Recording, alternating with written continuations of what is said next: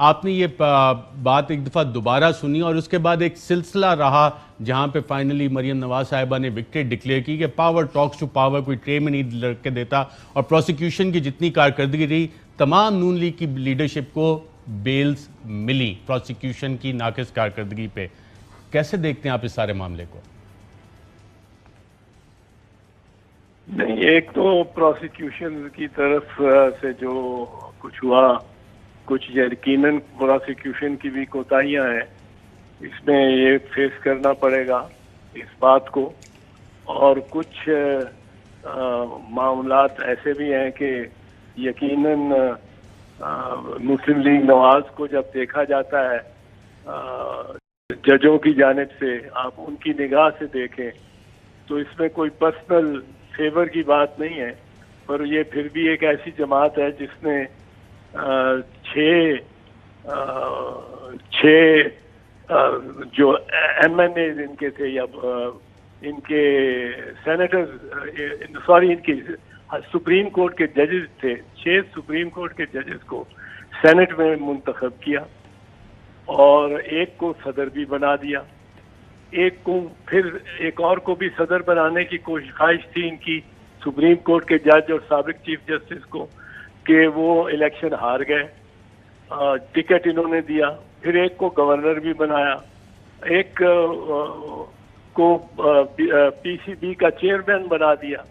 तो ये supreme court के जजेस को जो इन्होंने इनायात की, और ये गलत है, ये भी गलत था उन जजेस के लिए कि वो उन्होंने एक्सेप्ट किया, वो भी गलत थी कॉन्डक्ट।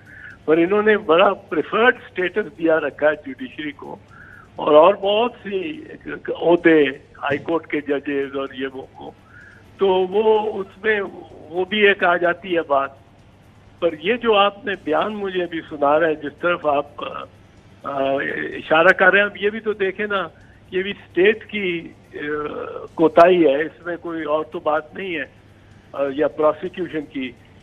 इस पे नोटिस होना चाहिए कि जी हमें वो आप सारी टेप्स और वो दें, because they are evidence of crime. और FIA ने कोई नोटिस नहीं दिया, किसी इदारे ने कोई नोटिस नहीं दिया कि नैब ने कि नाब ये सबूत हमारे हवाले करें, हम देखें इसमें कौन कौन से नाम है जिसका आप जिक्र कर रहे हैं, कौन सा क्राइम कमिट हुआ, कहीं कोई और नोटिस भी नहीं हुआ? Otherwise, it is being used for putting pressure on people unnecessarily. अब किसको पता है किस किस का नाम है, किस किस का नहीं है नाम, क्योंकि वो तो कह गई है कि जो भी है वो शरारत करने की कोशिश करेगा, वो मेरे पास उसका एविडेंस है। तो that means evidence of criminality, किसी जुर्म को सरजद करते हुए इनके पास है, शहादत और सबूत है, वो तो मांगना चाहिए FIA को। बहुत आपने इंपॉर्टेंट बात की कि एविडेंस ऑफ क्रिमिनलिटी है, और अगर इतना अहम सबूत एविडेंस ऑफ क्रिमिनलिटी है और 6 जुलाई 2019 और उसके बाद पावर टॉक्स टू पावर और कोई आपको ट्रे में रख के नहीं देगा, तो आप समझते हैं कि काफ़ी सारा रिलीफ हासिल करने में मरियम नवाज साहिबा की ये एग्रेसिव सियासत जो है वो शहबाज शरीफ साहब की मुफाहमत की सियासत पे भारी साबित हुई है? ये यकीनन she is the crowd puller. इस वक्त तो Muslim League Nawaz is defined by Maryam. I have no doubt about it. She is their power play in and Shahbaz Saab is pales before her. He is nowhere. I don't think he is anywhere. उनका career है, उन पे cases भी बड़े सख्त हैं, मैं comment नहीं करना चाहता हूँ। But she is today, Kashmir में भी चले हार गए इलेक्शन, लेकिन जो क्राउड पुलिंग थी वो Maryam was the crowd puller.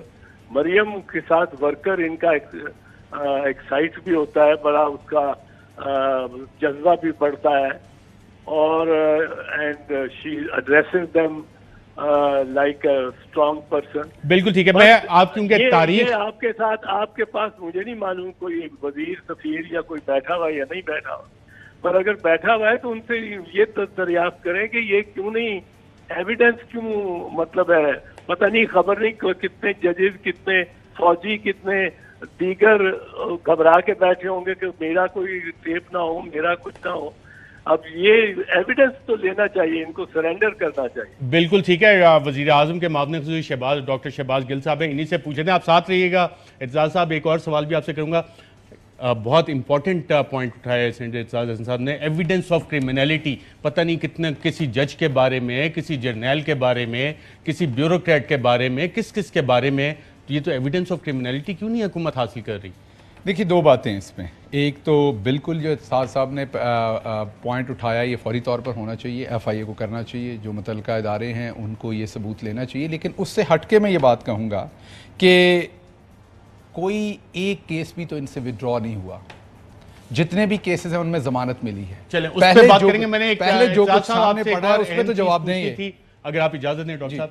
Senator Aitzaz Ahsan साहब, शेख हसीना वाजिद, उन पे कत्ल के मुकदमात भी बने, एग्जाइल में भी गई, गिरफ्तार भी हुई, और मरियम नवाज साहिबा की जो सियासत है, आप समझते हैं उससे इंस्पायरेशन लेके या रोल मॉडल के तौर पे सामने आ रही है, जो पॉलिटिक्स ऑफ एग्रेसिवनेस, वेंजेंस, और उसके बाद शेख हसीना वाजिद ने कैपिटलाइज भी किया। Time is on the side of Maryam Nawaz, Sheikh Hasina का मॉडल फॉलो कर सकती हैं? मैं एक चीज जरा कर दूंगा पहले, कि जो रिस्पांस गिल साहब ने दी है to my the issue that I have raised, वो मुझे बड़ा डिसअपॉइंट किया है, क्योंकि इन्होंने इदराक नहीं किया इस बात का जो मैं कर रहा हूँ।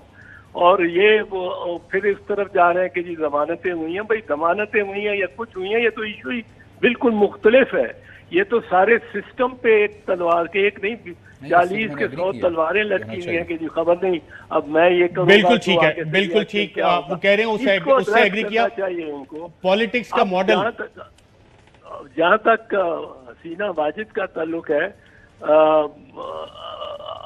आई डोंट नो मरियम को किस तरह उसके साथ मुमासलत दी जा सकती है। शी हैज मरियम ने तो अभी तक पार्लियामेंट्री इलेक्टोरल पॉलिटिक्स ही की है, कोई वेंजेंस की पॉलिटिक्स नहीं की। कम से कम ऐसा सामने नहीं आया, ना उसका कोई ऐसा बयान है। ये बिल्कुल ठीक है। सेनेटर एतजाज अहसन साहब, डॉक्टर गिल साहब, आप दोनों का प्रोग्राम में शिरकत का शुक्रिया। अहम तरीन खबरें अब एक क्लिक की दूरी पर। आपके पसंदीदा टॉक शोज हों या अहम मुल्की या गैर मुल्की शख्सियात की न्यूज कॉन्फ्रेंसेस, हर लम्हा बाखबर रहने के लिए सब्सक्राइब करें हमारा YouTube चैनल। मौसम की सूरत हाल हो या खेल के मैदान से खबरें, अपने मोबाइल फोन से मुल्की और बैनुल अक़वामी अहम खबरों तक रसाई के लिए डाउनलोड कीजिए मोबाइल ऐप।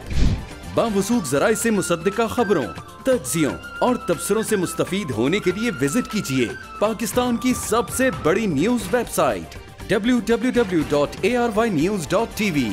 इन सब के अलावा पाकिस्तान का सबसे बड़ा फेसबुक पेज हो, सबसे बड़ा न्यूज इंस्टाग्राम अकाउंट या फिर ट्विटर, ARY न्यूज पहुंचा रहा है खबरें सबसे पहले आप तक, ताकि आप रहें हर लम्हा बाखबर।